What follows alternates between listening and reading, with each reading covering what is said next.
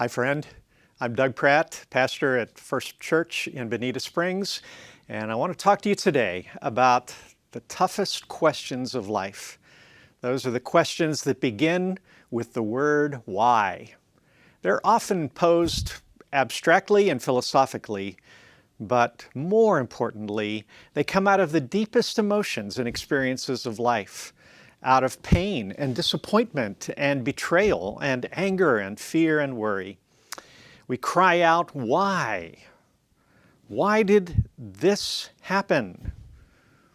Or why did it not happen when I prayed for that? Why did something occur as a natural disaster? Why did a person or a company or a nation do that?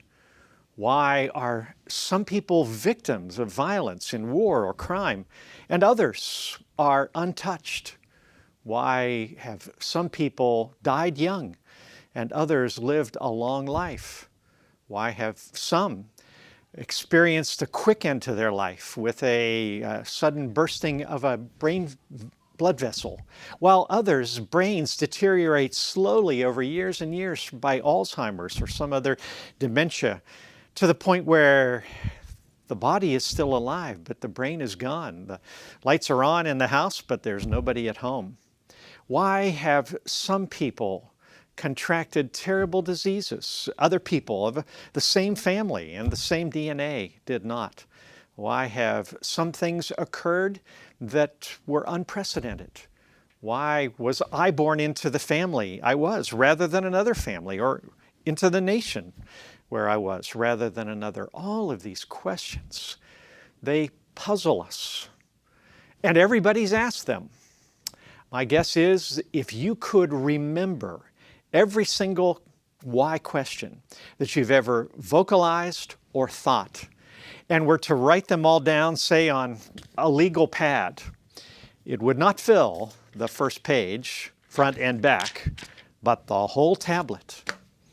So how do we answer these why questions? Or how do we live with them? That's the challenge that we're going to be dealing with in this three-part series of reflections.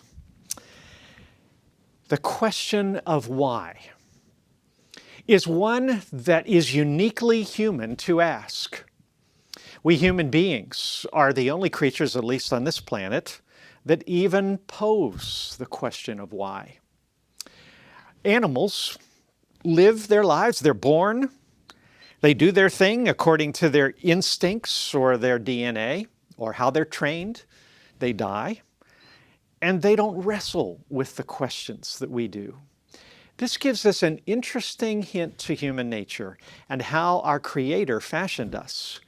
We humans have the mind that can formulate and grasp the concept of cause and effect. And therefore, we wonder, when something happens, an effect, what was the cause? That's the inspiration for all human science, trying to figure out why things happen. But even more than just understanding a sequence that leads to an end result, we wrestle with the questions of purpose and meaning. Because we have an inborn sense, I believe our Creator gave it to us, that there must be and seems to be some kind of purpose or meaning to life. And therefore we struggle to know how different events fit into that higher purpose or meaning. Now, this is a unique set of circumstances that makes sense only from the perspective of believers in God. Atheists may pose questions of why as weapons to attack their intellectual opponents, believers, but ultimately there is no rational basis for them. For if an atheist, whose fundamental assumption is that the universe exists purely by chance, randomness, with no ultimate purpose, then it makes no sense for them to feel a sense of unfairness or injustice when things occur that they don't like, if in fact all of the universe is without any meaning or purpose. It is those who believe in a God who created us for a purpose and for meaning, who wrestle with these questions and always have. For Christians, it's been thousands of years of pondering the why questions. And before Christ came, the Jews, the Hebrews, wrestled with the same profound issues and questions, wondering why things happen. This is the toughest issue in all of theology. There are a number of them that cause us to struggle and to ponder, including the issues of predestination and the Trinity and eternity and the incarnation and atonement, but none of them are as difficult or as profound as what theologians call theodicy. That comes from two ancient words for God and justice or justify. How do you explain or justify what God does in the world? This is a profound question. It's one that is sometimes posed as this classic dilemma. If God is God, He is not good. If God is good, He is not God. In other words, if we believe that an all-powerful God who can do anything He wishes has a perspective of love and an orientation to be merciful to human beings, and God theoretically could accomplish that consistently and uniformly, then how do we explain the obvious existence of pain and suffering in human beings? That is the paradox. A paradox is something that seems to be logically inconsistent, two things that seem to not go together, but they actually do. It's the paradox of theodicy, of God's goodness and God's power in relation to man's suffering, that is the great question we deal with. And it's a paradox that continues to puzzle us in providing an easy answer. You know, in the ancient world, there was a story, a legend of a knot that was so twisted and so tightly pulled together that it was impossible to pull apart, impossible to untie. That Gordian knot, according to legend, is what Alexander the Great took a knife to and sliced it in half. There have been brilliant thinkers over the past centuries who have attempted to take a knife to the Gordian knot of theodicy, of the why questions of life. Candidly, none of those answers have completely satisfied our longing for a resolution. And we will not jump to any kind of a simplistic attempt. You know, one of Murphy's laws says, for every complex problem, there's a simple, easy to understand wrong answer. And because of that, we're not going to attempt to offer simplistic answers because they'd be wrong. But as we try to understand and explore the great mystery of why, I want us to be careful about our definitions of two very crucial concepts. What is evil and what is good? As we think about what is evil, I want you to understand the distinction between natural evil and moral evil. Natural evil has to do with things that happen that human beings perceive as a threat to them that come from the natural world. This is an amazing planet we live on. It is so perfectly suited to sustain a life like ours. We are blessed in more ways than we've even been able to understand or discover.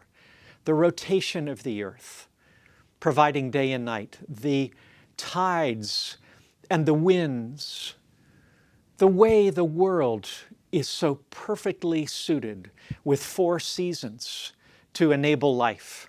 The way sun and rain provide for photosynthesis that plants might bloom.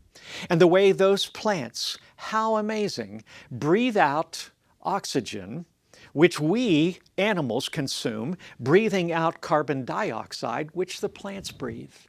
how amazing our human bodies are, and how beautifully fashioned by our Creator, that all of these complex interlocking systems work together for many people seamlessly, decade after decade.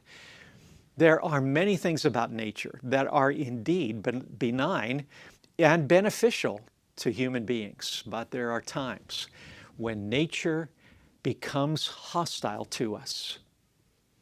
It was in September of 2017 that wind came off of the African continent and began to move westward.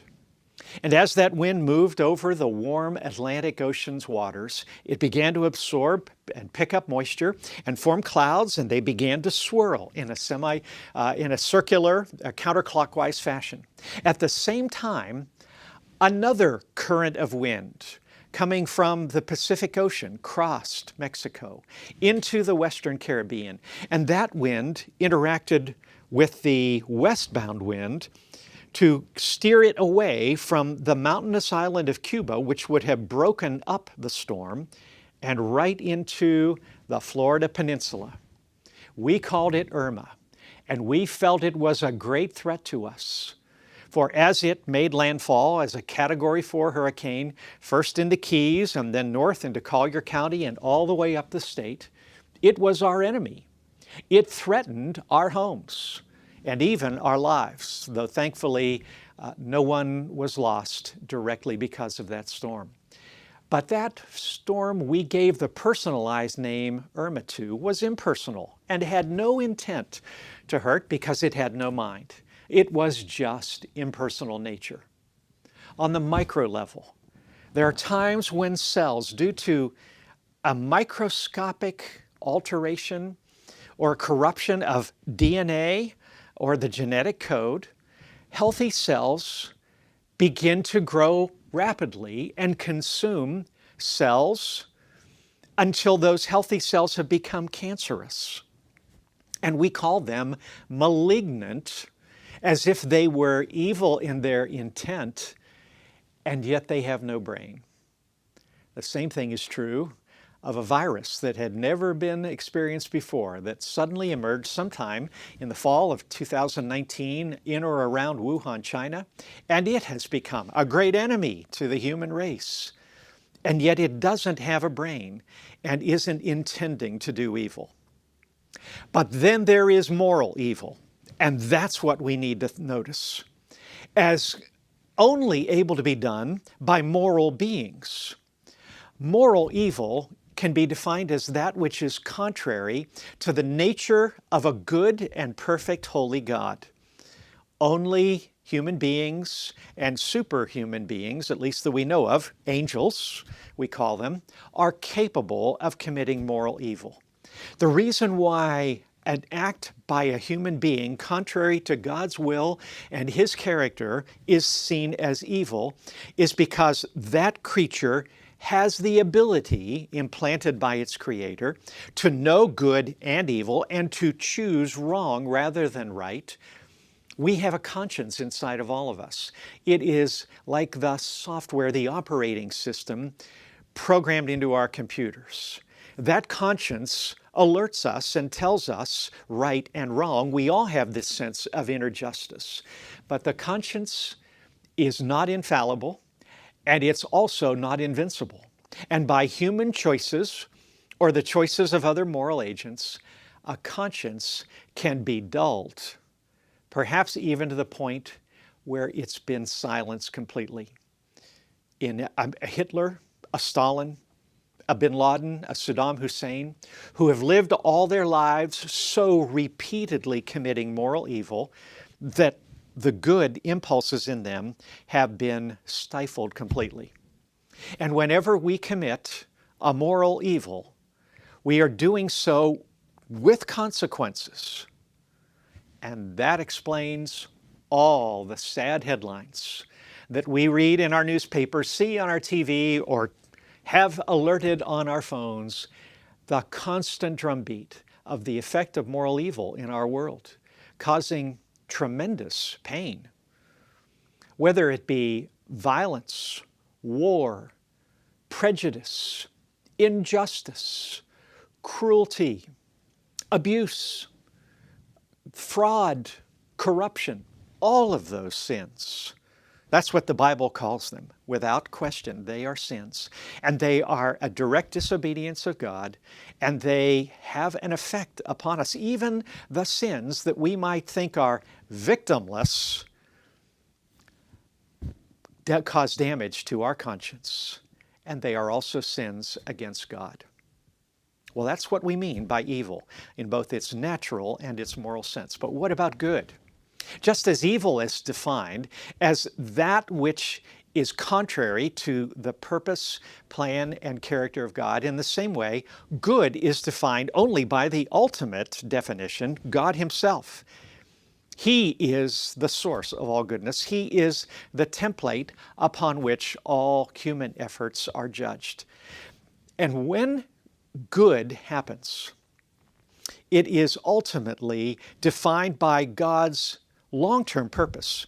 We have a tendency to mistakenly think that something is good if it feels like it benefits us in that given moment, and bad if it seems to be to our detriment. But there's a higher perspective that cautions us to not assume that what we think is good is automatically the ultimate good. Think about a parent whose 6-year-old asks mom or dad if they can have candy for dinner that night. And when mom or dad says, no, you're going to eat your meat and your carrots, not Tootsie Rolls for your meal, the child thinks, I have a bad parent, because they define good as what they want in that moment. But we all know that ultimately the best parents choose what is for the long-term good. In the same way, God ordains good for His people. But it is not necessarily what we, in the moment, with a very limited perspective, might think.